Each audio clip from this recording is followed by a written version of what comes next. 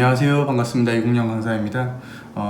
워크북 1분컷 특강을 계속 진행해 볼게요. 국적법은 다 문제를 푼다 그랬죠? 65번부터 보겠습니다. 1번 대한민국에서 출생한 사람이다. 근데 부 또는 모가 대한민국에서 출생했었던 외국인이다. 그러면은 엄마 아빠는 외국인이지만 우리나라랑 좀 연관이 있죠. 그래서 3년 이상 계속해서 주소가 있는 경우에는 간이 귀화허가를 받을 수 있는 조금 보너스가 있다. 원래는 5년인데요. 그쵸? 그 다음에 대한민국에 특별한 공로가 있는 외국인은 특별 귀화가 가능한데 여기 부분 조심하면 됩니다. 대한민국에도 주소는 있어야 된다. 3번은 이제 이렇게 사람을 표현하면 안 되지만 뜻+1 해가지고 수반 취득이라는 제도가 있다 그랬죠. 엄마 아빠가 대한민국 국적을 취득하면은 민법상 미성년 여기를 틀리게 될 수 있고요. 부 또는 모가 귀화가를 신청할 때 함께 국적 취득 신청할 수 있다. 4번 자, 요거는 좀 이제 알아야지 풀 수 있는 지문인데 직계 존속이 외국에서 영주할 목적 없이도 출생을 했다. 그럼 이제 엄마 아빠가 괜히 왜 임신 후반부에 가가지고 애를 외국에서 낳냐 이거야. 그래서 이제 의심이 되니까 병역 의무를 해소한 경우에만 국적 이탈을 신고할 수 있다. 그럼 이 사람이 지금 불편한 게 뭐예요? 국적 이탈의 자유가 일단 제한이 되겠죠. 왜냐면 국적을 좀 마음대로 이탈하고 싶은데 병역을 해소하고 가야 되니까. 이 국적 이탈의 자유가 이렇게 거주 이전의 자유 안에 들어가긴 해요. 근데 얘랑 좀 다른 기본권인 게 얘는 어디서 살 거냐 요거와 관련된 기본권이고 국적 이탈의 자유는 말 그대로 국적을 이탈할 수 있느냐의 문제인데 지금 이제 지문을 좀 지운 다음에 지금 이 상황은 이제 어디서 살 거냐 아니면 살지 말라 이거를 방해하는 건 아니고 즉 거주 이전의 자유는 침해되는지 여부가 문제된다? 그러니까 제한조차 안 되기 때문에 틀렸고 뭐라고 바꿔야 되냐면은 국적 이탈의 자유가 침해되는지 여부가 문제된다 이런 식으로 바꿔야 되는 알아야지 풀 수 있는 문제가 되겠습니다. 이런 거를 좀 어려워하죠. 그래서 4번이고요. 66번 대한민국 국민이 자진해서 외국 국적을 취득할 때 바로 대한민국 국적 상실한다. 4번 맞고요. 2번 부모 중 어느 한쪽이 국적이 없으면 어느 한쪽은 국적이 있겠죠. 그럼 이제 출생한 자가 대한민국 국적을 취득하는 속지주의가 적용이 되려면은 부모 모두 불분명하거나 부모 모두 국적이 없어야 됩니다. 그래서 이런 조건 들렸고, 그 다음에 외국인이 복수 국적을 누릴 자유가 헌법상 행복추구권으로 보호되는 것은 아니다. 맞고요. 4번은 출제 포인트가 있죠. 어떤 사람이 이제 이렇게 해가지고 외국인이었는데 대한민국의 국적을 취득했어요.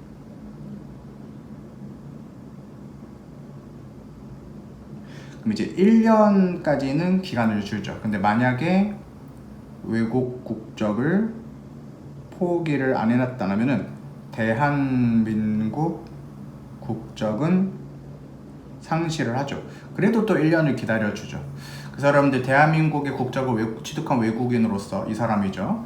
외국 국적을 가지고 있는 자는 1년 내에 외국 국적을 포기해야 된다 이거죠. 근데 이를 이행하지 않아서 대한민국 국적을 상실했죠.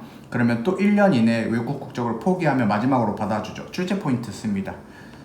또 vs 또 허가를 받을 필요가 없어요. 이미 여기서 허가를 받아놨기 때문에 또 허가를 받을 필요가 없다. 그냥 신고만으로 충분하다. 이런 식으로 본 교재에는 변형 지문들이 조금 있기 때문에 풀어주시면 좋겠습니다.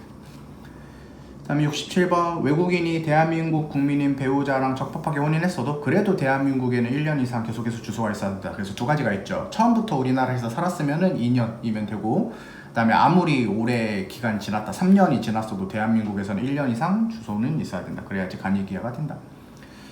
2조 1항은 대한민국의 국민이 되는 요건은 법률로 정해놨는데 그럼 이제 취득에 대해서도 위임하고 그 다음에 취득만 위임한 게 아니라 어떻게 하면 유지될 건지 상실될 것인지를 다 국적법에 위임을 하고 있죠. 그래서 틀렸다.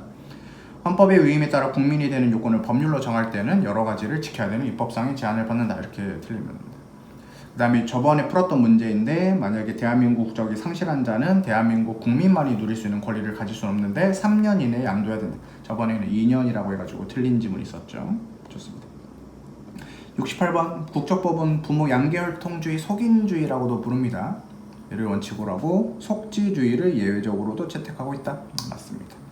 그 다음에 여행금지 국가로 고시된 사정을 알면서도 왜 여행금지 국가를 방문하죠? 그럼 처벌해야 되겠죠? 뭐 길게 칠 필요도 없는데 헌법이 위배되지 않는다. 공무원이 직무상 일하다가 대한민국 국적을 상실한 자를 발견했어요. 그럼 3개월이 아니라 지체 없이 또는 즉시 사실을 알려줘야 됩니다. 틀렸고요. 그 다음에 복수 국적자로서 외국 국적을 선택하려면 외국에 주소가 있는 경우에만 대한민국 국적을 신청할 수 있다는 것은 판례도 합헌이고 조문도 살아있죠. 그래서 2번입니다. 5개의 문제 풀어볼 거예요. 한 개 더. 1번, 이렇게 부모가 모두 분명하지 않아야 됩니다. 그래야지 출생한 자가 속지주의로서 출생할 수 있습니다. 외국인이 귀화허가를 받으려면 품행이 단정해야 된다. 이것은 시험에서 많이 나왔는데 명확성 원칙이 위배되지 않는다. 3번이 틀렸네요.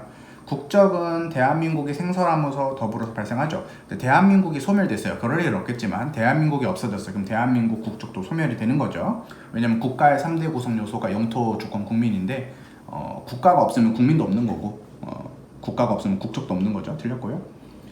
4번, 일반적으로 외국인인 개인이 특정한 국가의 국적을 마음대로 선택할 권리, 이런 것까지 기본권으로 인정할 수 없다. 맞고 5번은 그냥 조문 그대로니까 맞습니다. 그래서 이런 식으로 어려운 문제들은 아닌데 한 번씩 봐주면 좋은 문제들이 되겠습니다.